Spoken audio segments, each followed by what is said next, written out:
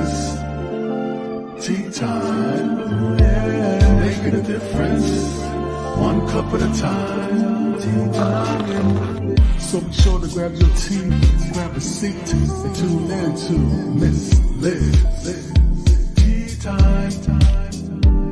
Making a difference, one cup at a time. Tea time, yeah. Tea time.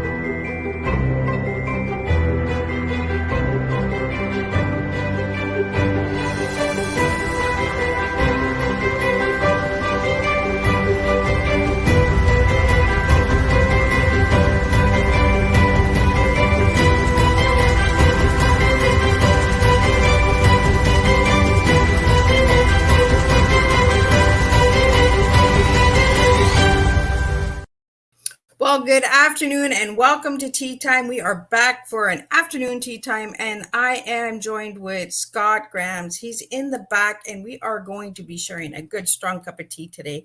We're going to be talking about coaching, podcasting, bucket lists, all of that good stuff. And if you got a pencil and a pen on the side of your table or wherever you're sitting, grab it, because you might just get some pointers and tips this afternoon with our tea time. So let's get the disclaimer in, and let's get the bio, and let's get Scott in here, and let's serve a good, strong cup of TEA with you this afternoon on Tea Time with Miss Liz. Disclaimer for Miss Liz's Tea Time live show. Miss Liz, myself, is going live using StreamYard. Before leaving a comment, please grant StreamYard permission to see your name at StreamYard.com. Please be advised that the content brought forward for any Tea Time show hosted by myself, Miss Liz, is always brought forward in good faith. However, may bring forward dialogue and opinions that are not representative of my platform. The facts and information are perceived to be accurate at the given time of airing. All Tea Time guests and audience participants are responsible for using their good judgment in taking any action that may relate to the discussion. The content brought forward may include discussion for some where they may be emotionally at risk. It is significant to know that this show is engaging in discussion forums only to offer and inspire awareness and connection, and is not providing therapeutical advice. If you have any questions about the disclaimer or the panelist discussion, you may freely contact me, Miss Liz, through my email at bookingmissliz@gmail.com. Moving forward, should you choose to voluntarily participate in today's show in any aspect, I myself, Miss Liz, welcomes you. And should you decide that the show is not made for you at this time, I respect your wishes and will see you at a later date at a later show on another show. So there we go. Miss Liz's tongue's already twisting and turning. You know what that really means, right? It means that it's time to bring the guest in and get them to talk so I can sip on my tea and sit back and let them do all the work, right? Because that's what we do, is we flow the tea. So I'm going to get Scott in here in just a second. So Scott Grams is an author, a career coach, and a business coach in Boston, Massachusetts. Scott is driven to help clients follow their true azimuth. I think I'm saying it right. He'll tell me when he gets on here. And which is different from the true north. It means coaching clients to identify the true focus of their lives, something that speaks individually to them. It means recognizing the forces that push our lives off course and adjusting to them so you can get where you want to go. It means that when you're 90 years old and you look back at your life, you have a sense of pride, accomplishments, and meaning with no regrets. And that's where the no regrets comes in the video. So let me get Scott in here so Scott can spill some tea with you guys. Hey. Welcome, Scott. Hey, it's good to be here. And you were close. It's you know what? Somebody once thought it was true as a moose. She said she was in Florida, and I remember her. I will never forget. She goes, I kept sending it to the wrong email because she says I kept mailing it to true as a moose. And I'm like, she's like, you are in New England, and I'm like, Oh my gosh. No, it's azimuth. You got it. You got it, Azimuth. Miss Liz. Azimuth. You did. And you got me saying moose now, and I come from a moose, northern Ontario in Canada here, where moose is our icon. So there we go. The moose comes in. So Scott, could you share a little bit on who you were as a little boy and who you are now as a grown man?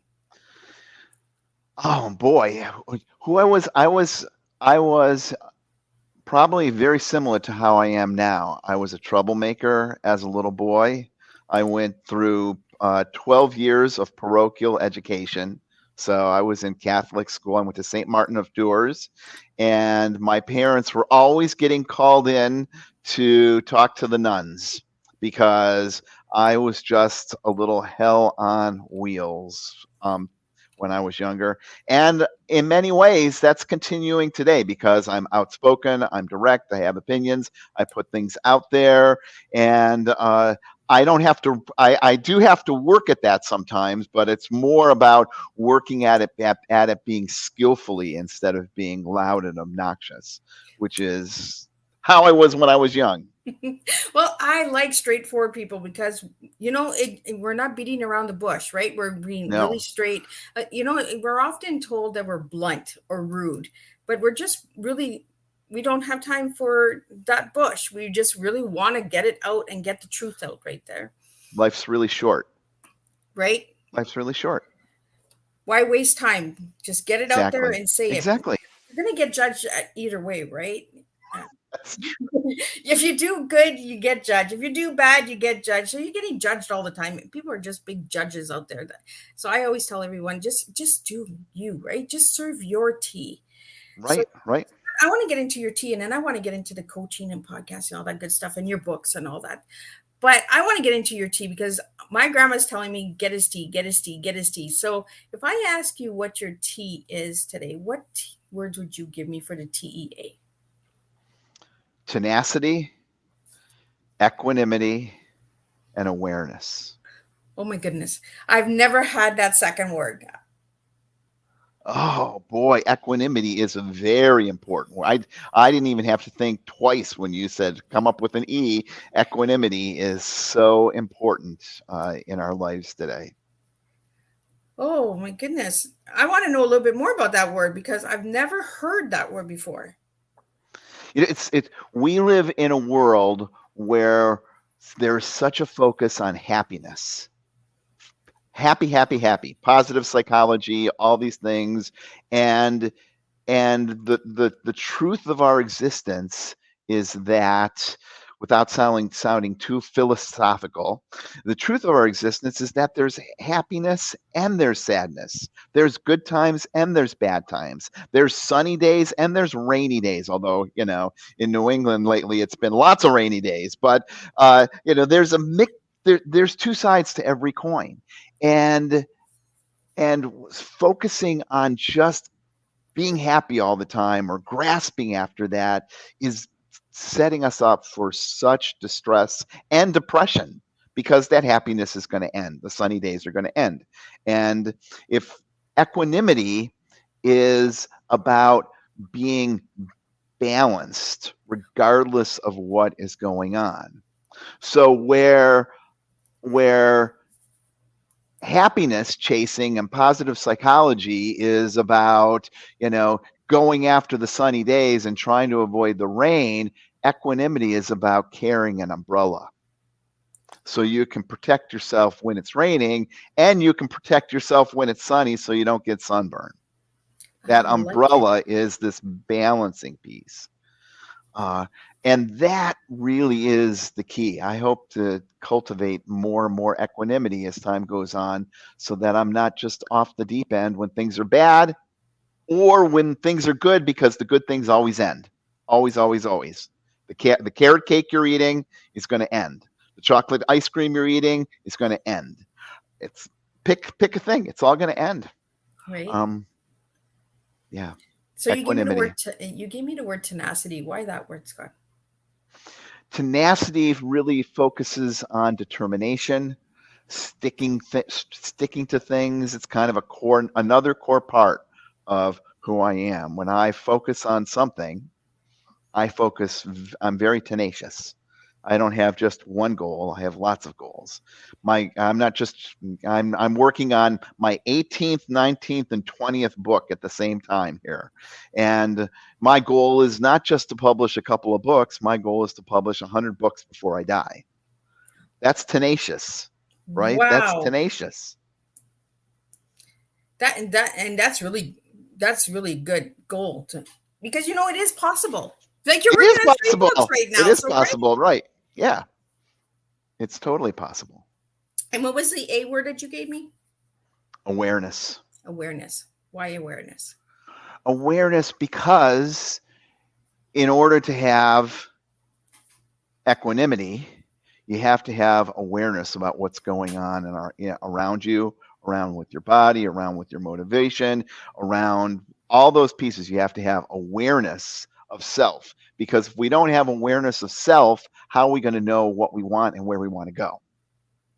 Right? Everything starts with awareness. When you go to the doctor, what's the first thing the doctor does? They take your blood pressure, they take your weight, they take your temperature, they listen to your heart rate. That is awareness. They want to be aware of these things beyond what you're coming in to talk about, right? We go to have our car looked at. They plug in the little computer thing in the OBD port and see if there's any codes that are going. They want to be aware of all those things going on so that they can say, all right, we got to fix this too, because this is about to go, or that's about to happen. Everything, we have to have an awareness of that stuff, of the baseline, so that we can improve.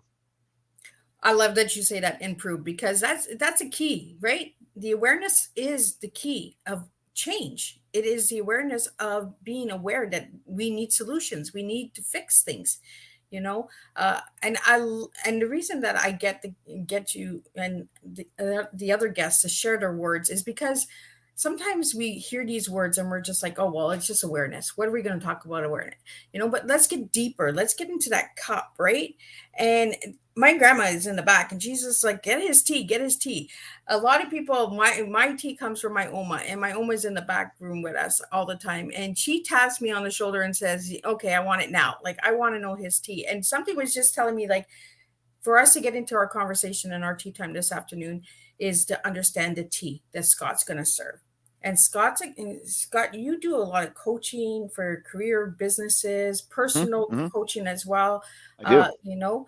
So I think that's where the awareness has to come in. The awareness of Miss Liz has to understand your tea in order to serve your tea today. So now, Scott, I want to get into your books. I want to get into the awareness of the books, because you said you want to write 100 books before you die. Right. So what number are you at right now? I'm working on 18, 19, and 20 right now at the same time.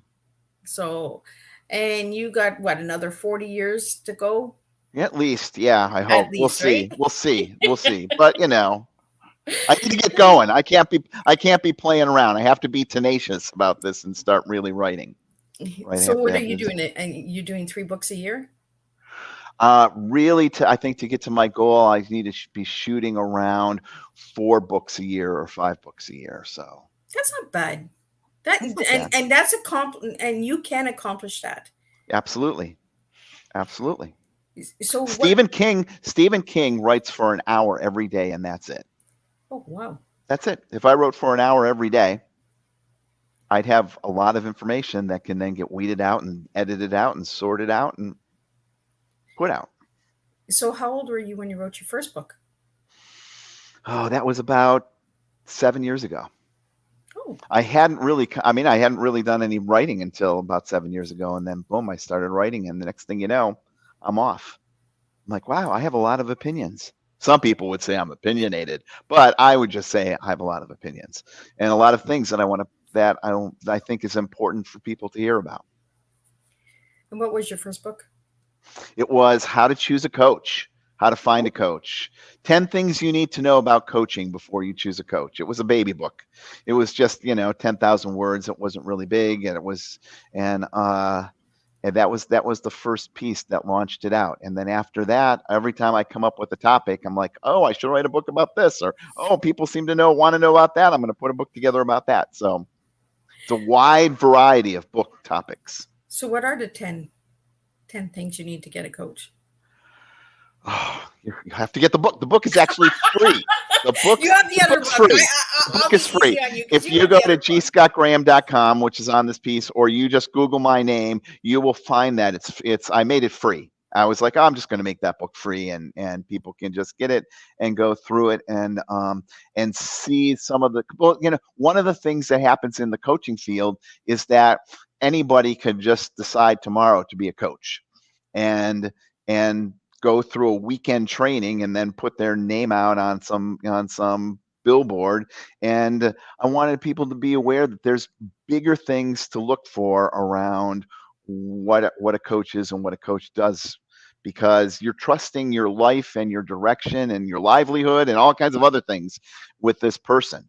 And you want to make sure you got somebody who is trained and understands and skillful and helps you follow your path, and not just rattles off something they got in a weekend course. I'm so glad that you mentioned that because there are so many people that do that, right? They do that weekend coat, and then they put this big program out, and people are investing hundreds of dollars into these programs. Right, right, And right. they had what, 48 hours, if even that, because you're not doing 24-hour, you're doing maybe what, Correct. 6 to 8 hour course. So within 16 hours, you're trusting somebody with your life, you know. So what are Yeah. the tips that people could look out for these, these 48-hour coaches? The easiest thing, this is the easiest thing to ask for, is ask for a copy of the coach's liability insurance, malpractice insurance.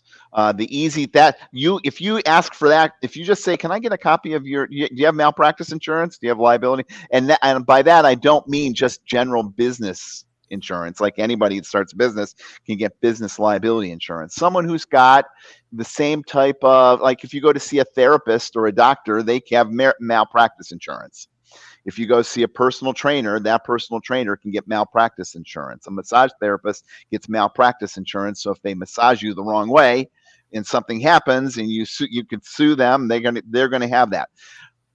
If you ask if a coach doesn't have that, that tells you that they're probably not qualified, and you can let the insurance companies do the work, because the insurance companies want to make money, Yes. and they're not going to provide malpractice insurance by someone who doesn't know their knee from their elbow.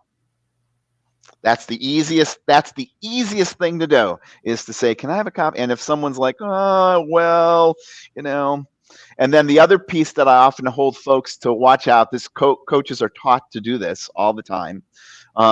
They are taught this sales technique. They call it a discovery call. That's the word that flows around. They're like, "Let's do a discovery call." And coaches will do this thing called the discovery call. And it's a series of questions. And usually the last question is, "What's your credit card number?" It's a very kind of focused way to kind of do some coaching, but really kind of manipulate somebody into turning over their turning over their credit card number and signing up.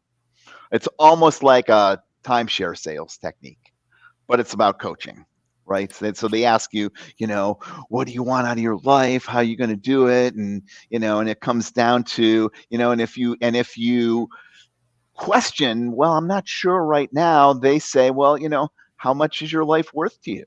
How important is this for you?" I mean, it's like this little Oh, kind of like the mind game, right? yeah, yeah, yeah, How yeah. much can I dig into them? Right. And then I can say, well, I can do that for $99 more, or I can do that for $69 more. Oh, you need this program now, and you need that program. Right, And by the right. end of it, you're like paying $1,000 for something that somebody took for what, less than 48 hours? Yeah, so just be careful of those things, people. Malpractice insurance, and watch out for those discovery calls. Yeah. I'm big on getting the truth out there. And that's why, Scott, I reached out to you, because I did see you on the Mental Health Warriors, and I want to thank Adam Duvall for that That was a connected great. us. I really like that show. That was a great show to be on. And I really want to get that information out there, because there are so many people that are these 48-hour success stories, like, oh, believe in my program, do this, do that. It's just like a lot of people are, oh, I've been podcasting for 1 year.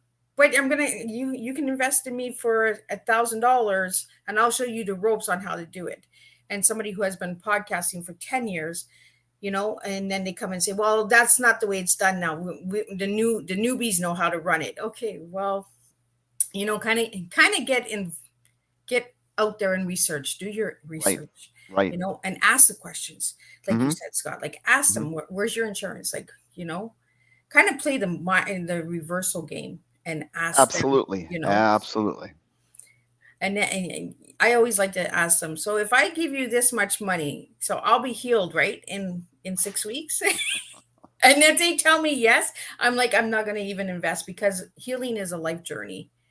Right. You're right. And that's what I got when you were on Mental Health Warriors, where you were sharing about, substance abuse and depression and mental health and all of that. That's a life journey. That is a life journey. You can't go to somebody and say, you know what, in 6 weeks you're going to be completely healed. You don't know if No. there's going to be relapses. You don't know if there's going to be triggers or traumas or anything that Right. come up, right? You're absolutely right. So that's what I really grabbed from you when you were on Mental Health Warriors, was that you were really true and you were like upfront about stuff. Like, you were direct, and I like direct people. I like straightforward people because it saves a lot of time. So I want to get into your books, because I know you have a couple books there, but we're not going to do the bucket. I do. list. We're not going to do the bucket list right away. We're going to you pick a book. We're not going to do the bucket list right away. Okay, No, we're not going to do a bucket list right away. We're going to keep the bucket list for a little bit. Let's see. What should I do? Well, what are you interested in? So these are just some of the books. We've got this book about marijuana. We've got this book, which is kind of a perspective on gay pride or gay, kind of wokeness that happens for the gay community. There's this time management book. We have a book. Management. We have a book on grief. I have a book on fitness. Let's do time. Okay. I love time travel. Time. Let's do time. All right. Where would you like to go with this? This is make time your superhero power. So what got you to write that book? One of the pieces that was what really stands out to me was that people are very focused on how we are spending our time, because once those minutes are gone, they're absolutely gone. But instead of focusing on how to be kind of more effective and make sure we're making the right decisions and choices about time, we focus around managing the time as if it's a thing that we have control over. And so I decided, after working on this for a while, to publish this. And this is actually one of my longest books. It's a couple hundred pages long, but I focus on different aspects of time in kind of nice snippets in this book, from ways to analyze your time. It's the awareness piece that I was talking about earlier, to attributes that you bring to time management, to planning, to how to delegate, to how to set goals, different pieces, that how to run better meetings, how to interact with folks, all in brief snippets. So somebody can pick up this book and read 3 pages, and like, here's a chapter on, here we go, right there, how choosing to live with no regrets can improve time management. And it's just 3 pages long to give you that snippet, because I don't want people to just have to invest in some sort of time management system, or invest in, okay, now I have to follow this procedure to manage my time. I just wanted to give people snippets and pieces so that they can make better decisions about the choices of their time. Does that make sense? No, that does make sense. And it does come all together, because we're going to be talking about bucket lists in a little bit.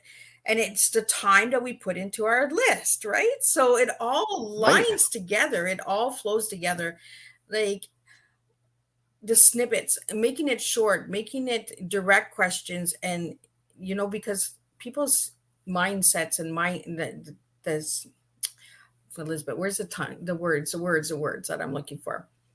Our spam, like our brain, it's Right. short. It wants short. It doesn't want long chapters. It doesn't want, like when I read a book and it's got like 12 pages for a chapter, I'm just like, okay, I want to get to the next chapter. I want short snippets. And I think short snippets are We better. have become a TikTok world, Yes. right? 60 seconds, 30 seconds. One of the one of the services that have you ever heard of Wisdom? Yes. I've been on the Wisdom app, and people can find me on the Wisdom app. And one of the nice things about that is that they ask you these very profound questions, and you have 60 seconds to answer. That's it. Not 62 seconds, not 63, 60 seconds. And you better wrap it up when you're getting to 50, because otherwise it's cutting you right off. At cuts you 60 off. seconds, it stops. It stops. Yeah, wisdom is really a good one because it breaks the ice. I find they're really good icebreakers Yes, because it's absolutely. so short, right? It's like 60 seconds. You don't got time to mess around. You better have an answer. Like you better think of it and better think of it fast. Right. Exactly. It's interesting. We're talking about time management and investing time in the whole bucket list, and that also relates to awareness. How that bucket list came out, or that bucket list activity. It really came about because I was working with coaching clients who had no idea about the vision that they had for their lives.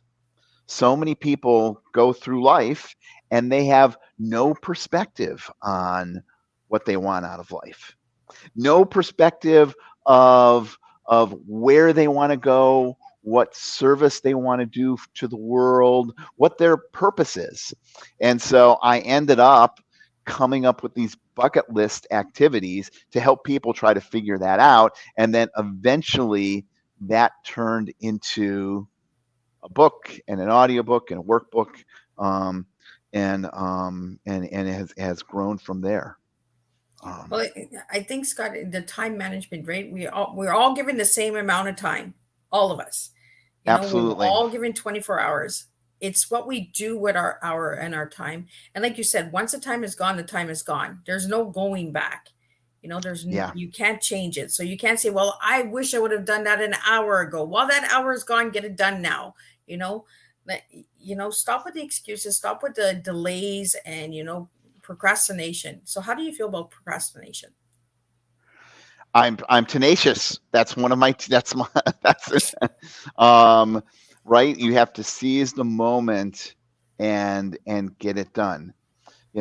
People procrastinate around the things that, and this is just an opinion. People might don't send hate mail to me.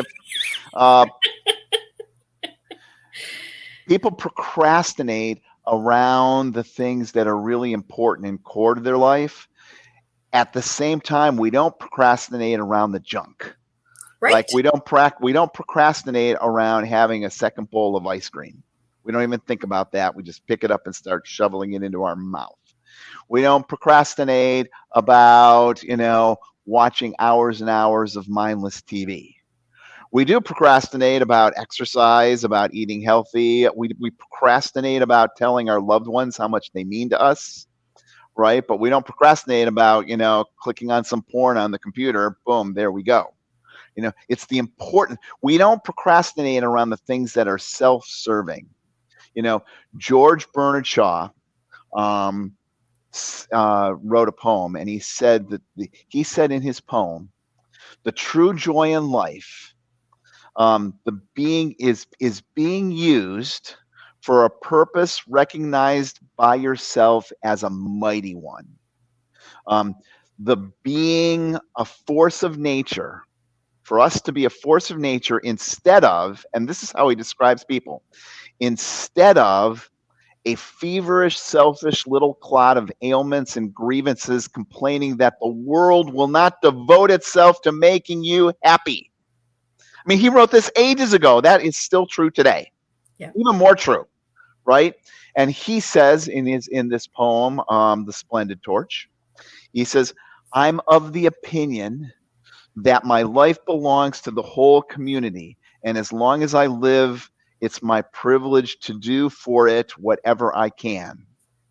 And he says, I want to be thoroughly used up by the time I die, um, because life for me is a brief candle. And it's a splendid torch that I get to carry for a little while. And I want to make it burn brightly as I can, for future generations. And that's really that's what people procrastinate about. They procrastinate about, putting themselves out there, about burning brightly for future generations. We don't procrastinate about being the selfish little slog of whatever, complaining about how this is bad and that's bad and this president's bad and that president's good and the weather's this and that. I mean, we're full of that all the time. I wonder why we do that as human beings. We procrastinate the good stuff. Like, we could make a difference if we stopped complaining, if we used our time better, the time management of, I don't know why Right. we do that, because everyone does it, right? Everyone will have Right. the second bowl of ice cream, or, instead of going and saying, I love you to somebody that they love. And then they hear that person's passed. And then they're like, oh, I should have said that instead of the second bowl of ice cream, Right. That's why one of my missions is to live a life of no regrets. And that does not mean that I just don't care. That's not what I mean when I say no regrets. It means that I've made choices along the way that, if somebody dies or this happens or that happens, I'm not saying, God, I wish I had done that. I should have done that. Right. I am not going to be 80 years old and look back at my life and say, I should have did this. I should have done that. No. Nope. Not going to be there. Too many people get to that point. Yeah. And that's a piece that happens regardless of financial situation or environment. That's a piece that too many people get to, unfortunately. Well, a lot of people say, I wish I had more time. You had the time, so why didn't you use that time wisely? Yeah. Because they did a research a couple of years ago, and they asked a bunch of seniors what their biggest regret was in life, and they said time. They wasted their time. Right. Yeah, if I got hit by a bus tomorrow, I wouldn't have and died. Nobody should have any regrets for me. I mean, I would not have written my 100 books, but I've got 18. I'm 17. I'm working on 18, 19, and 20. They could be, he didn't finish his last 3 books, but they're almost done. Someone could piece them together if something happened to me and right? put them out Like there. somebody could continue the journey. Like Yeah. you could still have 100 books, kind of use maybe some of the other books that you've already written and get those 100 done. Right. So what is your biggest goal in life right now besides 100 books? Right now, this relates to one of the books. My biggest goal in life, I am teaching my 2 dogs how to stand up paddleboard. And so that's my biggest goal right now. And that's one of the books that I'm writing. I'm writing a book on teaching your dogs how to stand up paddleboard and doing a video piece on this so that people who've got dogs who want to do this can do that. And I'm teaching my dogs. So 3 months ago, I had never paddleboarded ever. And of course, since I've never paddleboarded, my dogs have never paddleboarded. And, yesterday we just did a 6-mile paddleboard down the Connecticut River. And so we're bopping it. We're doing it. The biggest goal around that right now is I've got 2 dogs. So it's not just me on the paddleboard. It's me and 2 dogs on the paddleboard. And my current goal around that piece, right, because you set little goals along the way, is I have a little floaty thing. And what I'm doing is throwing that off into the river or lake. And then my big black lab leaps off the paddleboard and gets that and swims back to the paddleboard. We're still in the middle of the lake. And then I get the dog back on the paddleboard, all without flipping over. So I'm not at that. That's really the goal. There's all these other things, but the goal is for me not to go in the water. And we're able to do that, except I'm still sitting down. So my final goal is that I will get up to my knees, and then I'll be standing up, and I'll have the little frisbee or whatever. I'll throw it off the paddleboard. The dog will leap off the paddleboard while I'm standing up, and then swim back, and I'll get the dog back on the paddleboard, and I won't go in the drink. Oh my goodness. So what made you come up with that? That specific goal or activity of the dog on the piece? Yeah. As I was writing the book, that's a piece that I'm going to include in the book and the video as a piece that people who want to paddleboard with their dogs, that's something they should be able to do. Because if you can't do that, then your dog's nervous about the water. You don't know how to get your dog back on the paddleboard if you fall off in the middle of the lake, which would be a horrible thing to happen, right? You're in the water, the dog's in the water, and you can't get back on the paddleboard, and you're a half a mile from the shore. What do you do? And it also helps you be more stable on the board and turns the board into a fun activity for the dog. The dog likes it, right? It's a fun thing. They can jump off, they come back, you're interacting. That is the penultimate in terms of skills. But to be able to get there, you have to get your dog comfortable with the board. You have to get your dog comfortable getting back on the board. You have to get your dog to be able to want to jump off the water. They're already nervous on the board. All of those skills are skills you should have and your dog should have if you're out paddleboarding and you don't want to drown. Right. And you want to be safe and you want to have fun and so before you find yourself in that situation where you're both in the water and then you're trying to figure out what do you do, this is a fun way to engage with each other and engage with the paddleboard and the water and build some skills. Well, it's all about balance of life too, right? Yeah, absolutely. We go right back to the balance again. Like you have to have that balance and that fear. Like you said, if you fall in the water, what do you do, right? Right. Yeah. So I was out yesterday. I was out and there were some boats going by, and we, hit some waves. And right when we hit one of the waves, my big black lab, who was facing one direction, decided she wanted to turn. Right. So that shifts the whole weight of the board. Right. And I almost went in, but I didn't go in. But because we have been practicing these other activities, so I'm able to modify my weight based on what's happening because I'm doing these other activities. I think that's pretty cool. Yeah. You got to take some video of this too. I am definitely putting together a video piece, especially the piece on how to get the dog on the board in the middle of the lake. Yeah, that's really critical. You should not be out on a lake with your dog if you don't know how to get your dog back on the board if they fall in. And that's a piece to practice when you're on dry land and practice a little bit in the water and work your way out so that you have that skill set. I think it's pretty cool. Yeah. And I love that people have all different goals, right? Like I wasn't expecting a paddle boat and dogs when I asked you what your goal was. I was expecting, travel somewhere, what everyone gives us, right? We want to travel, we want to try new food, we want to buy start a new business. And here you give me paddle boat and dogs. I love it. Yeah, so, there we go. So before we get into the bucket list, I want to get into the one word. I asked you one word to give me to describe yourself as a person, and you gave me 3 words, and I took it because I feel that it's your story. And you gave me Swiss Army knife. So why that word? Why those 3 words?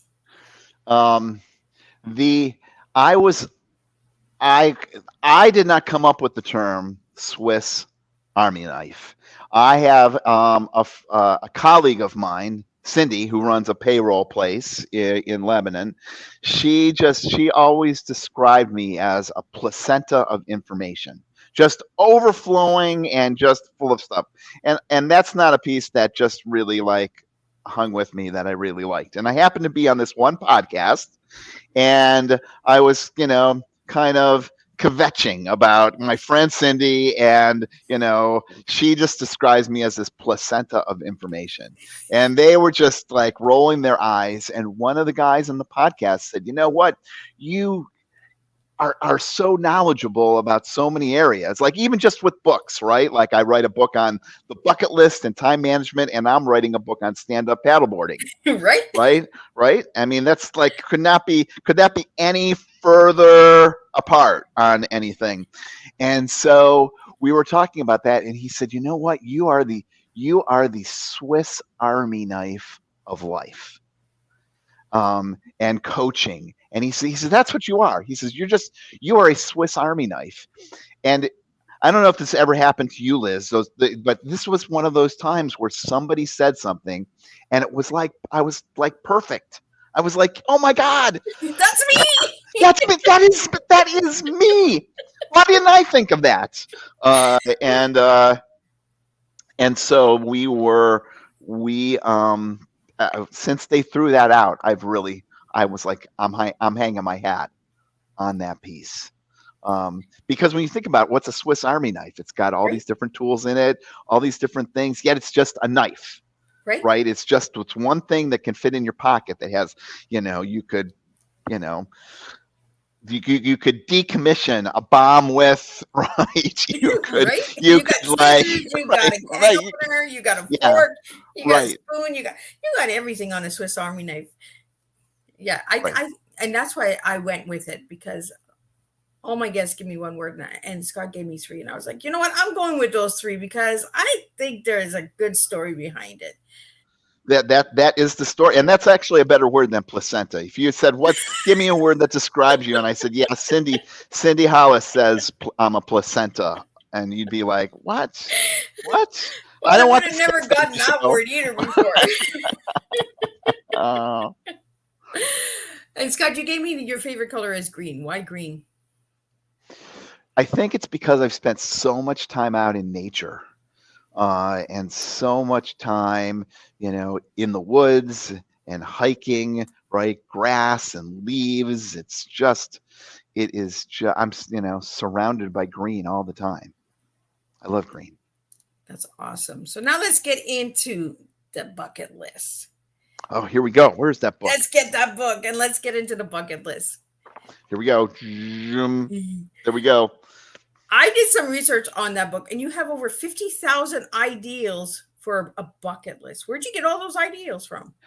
I worked on it a little bit at a time. I got some people to help me with some information on it, and really kind of put that piece out. So the idea behind this book and the website and this bucket list is that, like I said earlier, so many people don't connect that George Bernard Shaw piece that I was talking about. So many people don't connect to what they are doing in this life and what's important in this life, and where, you turn to somebody and say, "What's your mission?" "I don't know. Just going to work." Right? Those people are going to end up with regrets, and they're not going to be very happy when they turn down. They're going to have lots of shoulds when they're in their 80s and 90s. And so the idea behind this is that people are familiar with the idea of a bucket list, and people can start to put together things that they'd like to do at some point in your life. Most people start off with the obvious things, like, I want to be on the top of the Eiffel Tower. I want to go to Machu Picchu. I want to eat blowfish. I want to, go to Hawaii. And after working through kind of the obvious things that you just think about right off the top of your head, as you dig deeper, other pieces come out where they talk about maybe their family. Like somebody might say, you know what, I want to see my son graduate from college. That's on my bucket list. That would be great to have. And so the book takes people through all these categories beyond just travel and food and the obvious pieces. It moves people to think about family values, spiritual values, emotional values. Where do you want to go? And then it takes each of these pieces takes somebody through a piece where they can reflect and analyze. This comes back to that self-awareness piece. What's there, and then figure out what they need to necessarily put in their life, figure out all what the values are that reflect this. Like if somebody says, you know what, my most important priorities, yeah, I'd like to go to Machu Picchu, and yeah, I'd like to go to all 50 states, and I'd like to go all the national parks, but I really want to see my kids graduate from college. And I really want to see them be successful. Well, so then you say, well, what's that? What's the value that's attached to that piece? Well, it's being, and I'm making this up, it's being a good parent. It's being a good role model. It's supporting them. It's talking to them. And so what happens is that you start off with, I want to see my kids graduate from college and be successful. And then you figure out from that piece, well, my value, I guess if that's the most important thing on my bucket list, then the most important value in my life must be being a good parent, being a parent that's present with them. Yeah. And then, and only then, you can start to reverse engineer a life that's meaningful. And so you can say, should we have dinner every night together, the whole family? Well, what would a good parent do? What would a person who wants to see their son and daughter graduate from college and be successful, would that person want to have dinner every night with is that important to get to that end goal? And then some of these things that maybe people are resistant about become really crystal clear. And if you say, my God, my job is to be a good parent. All right, so gosh, should I miss my son's football game, or should I stick around after work for 2 hours and work on the project extra? Well, before doing the bucket list, I really wasn't sure. But now I've done my bucket list, and nowhere on my bucket list is, completing a report for my boss. I think I'm going to go to my son's football game. Because although that's not on my bucket list, being successful in college is on my bucket list, and being a successful human being is on my bucket list. And this is what I need to do to be able to do that. Yeah.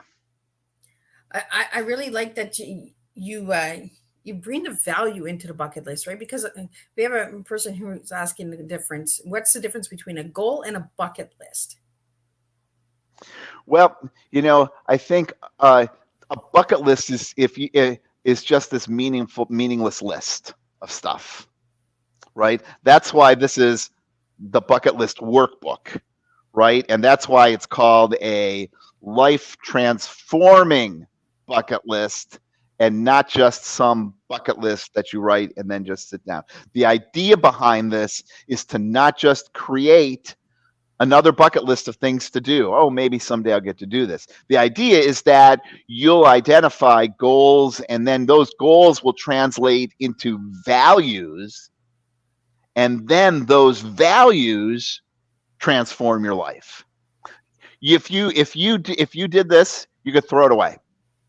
You don't have to worry about the bucket list anymore, because if you're living a life that's aligned with your values, it doesn't matter. You don't have to chase anything, because you're already living the life that's most fulfilling for you right now. today. So you're not living that life of I could or I should or that Yeah, the right, life of regret. You're living right. the values. You're living what you want to really do.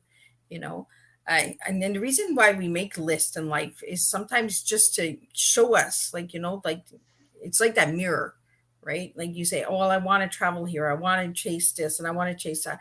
But we don't put family values. We don't put our spiritual values in. And I think that you brought up some really good points, Scott, when you said that. Like, as you were sharing that, I was like, it's true. You know, do we want to have that Sunday dinner because we want to see our kids graduate? But we also want them to understand that family is important. And by me showing up for their graduation, we're showing that we want Right. family value as well. Right. And somebody might not put someone might not be they might put their bucket list might be filled with hikes and bike rides and canoeing, and they're like thinking, gosh, you know what? I yeah, it's what my number one value is, being outside and being outdoors, and they're working behind a desk 50 hours a week Right. and never going on vacation or going anywhere. Well, they got to they should be out paddleboarding with their dogs. Right. Because check out for that book, because that book's going to come out this year. Yes, it's going to come out this year. Yes, as long as the three of us don't drown, right? Come out this year, right? But again, like you said, the hiking and walking, it's the spiritual connection of values, making that time for yourself, being self-aware that you're important, Right. Right. And I think that's where people are getting the bucket list way out of proportion, oh, well, I want to do this. I want to jump from the, I want to climb the mountain. I want to bungee jump. Those are things that are just to beat the fear, I find, or just push the limits. Yeah. Yeah, then people think of those things because of the movie that got put out. They're like, I want to skydive, right? I want to skydive. I want to swim with dolphins. It's there's this pop thing of like, oh, this is what everybody should have on their bucket list.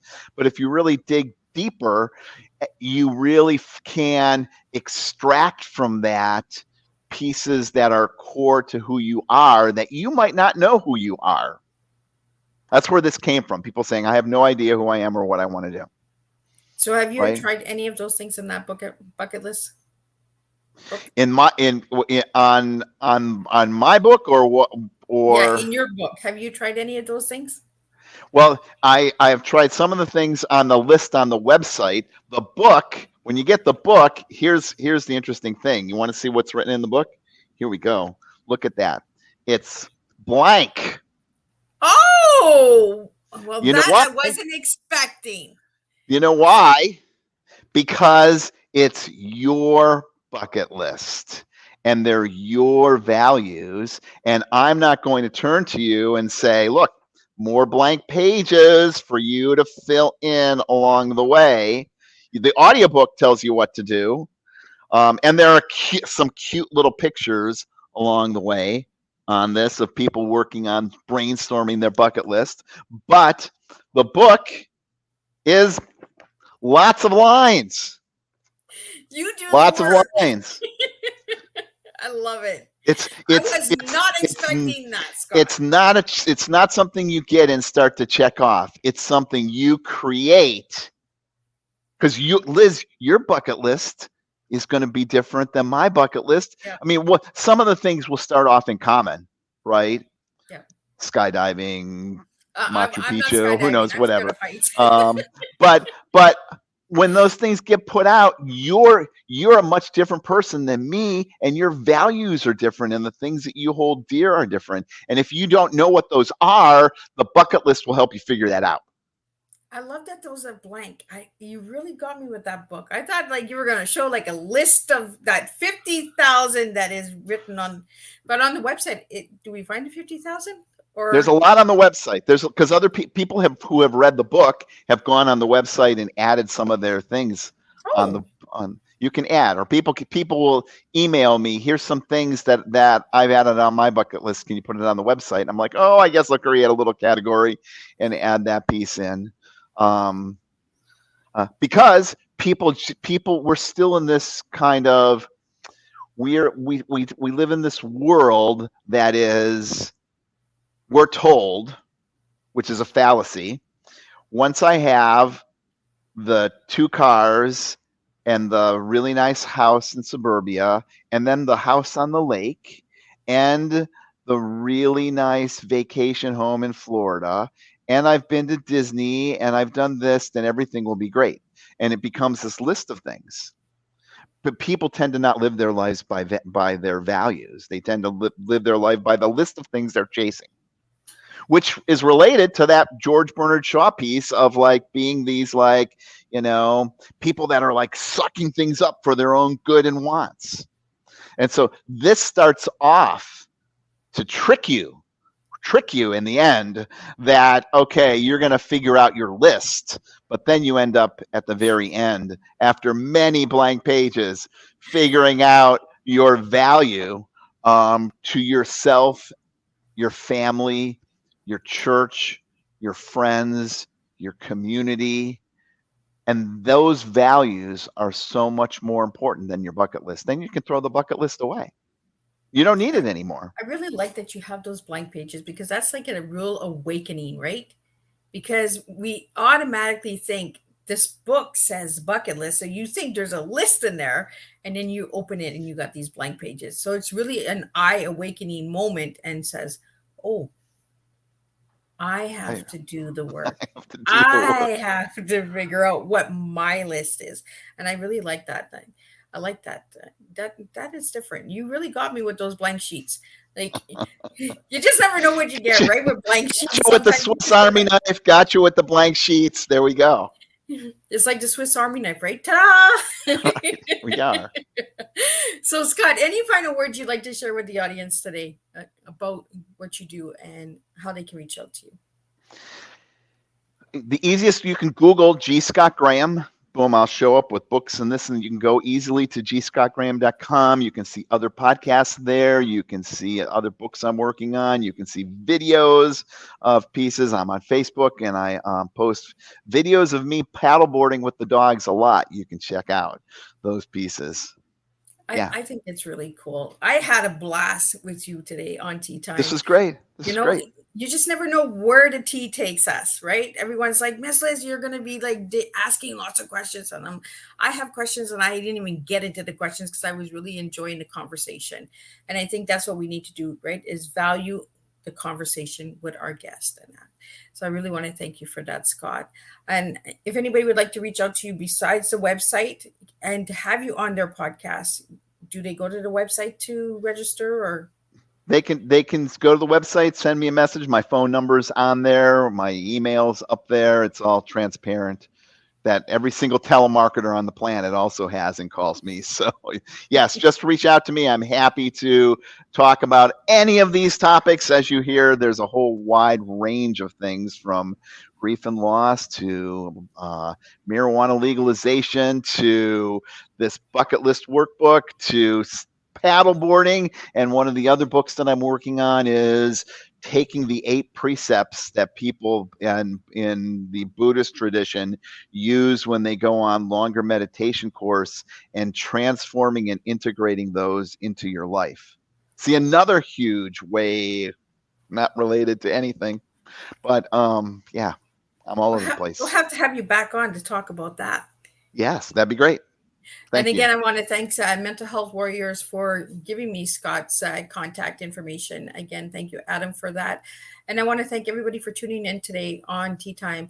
If you're watching a replay, please push #replay and let me know where you're tuning in from, because I always like to hear from that. And I'll send Scott the questions that were sent to me through email so he can answer those, and I'll put the answers up on during the stream and that as well. So again, I want to thank everybody, and I will see everybody tonight at 7 p.m. where I bring in Michael Clark. He is a horror author, so he'll be sharing about his horror books. That's right. We're going from, this morning we went from romantic comedy, today we went to bucket list, and tonight we're going to horror stories, because that's just how I roll. I just do a lot of different things on Teatime. And again, if you'd like to know more about Teatime and Miss Liz or any of the guests, you can watch the replays all on my YouTube channel. Give that a quick subscribe, ring that bell, and you'll be notified when there's a new Teatime going up. and check out the website, www.misslizsteatimes.com. Check out the merchandise. Grab yourself a t-shirt, grab yourself a pencil case. There's a lot of cool stuff from Miss Liz as well. And I'll see everybody at 7 p.m. Eastern Standard Time with the last tea time of this week for tea.